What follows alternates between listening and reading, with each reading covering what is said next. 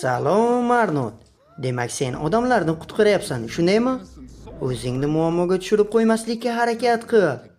Oh, ko'rinishidan zo'rg'a qutulganga o'xshaysan. Yo'qmi?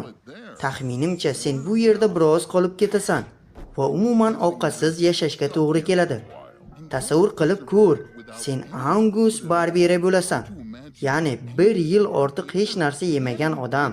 Shifokorlarni hayratda qoldirib, odatdagidek hayot kechirasan. Hatto har 40 kunda faqat bir marta hojatga chiqasan. Ochlikning oxirida sen 82 kilogramm bo'lding.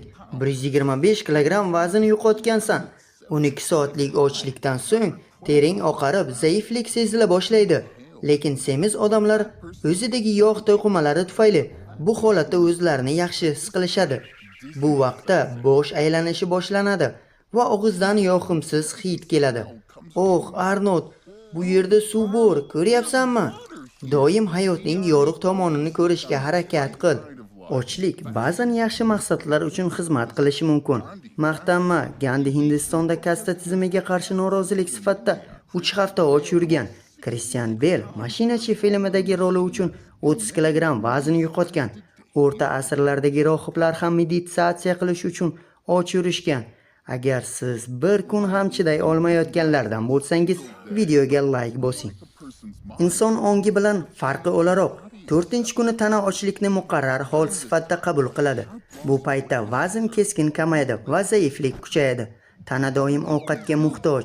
Shuning uchun oziq-ovqat bo'lmaganda u yog' va mushak to'qimalaridan foydalanishga majbur bo'ladi.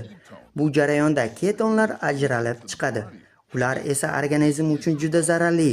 Bosh og'rig'i, zaiflik, hatto eng yomon hollarda oshqozon shirasi bilan qayd qilish, ong chalkalishligi va hatto o'lim sodir bo'lishi mumkin.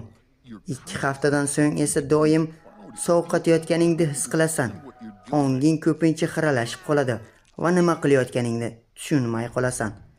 Oh, Arnold, yordam kelyapti. Kutilgandek emas, lekin baribir kelyapti. Arnold do'stim, sen qutulding. Agarda siz ham och yurayotgan bo'lsangiz, Arnoldga o'xshab jinni bo'lib qolishingiz mumkin.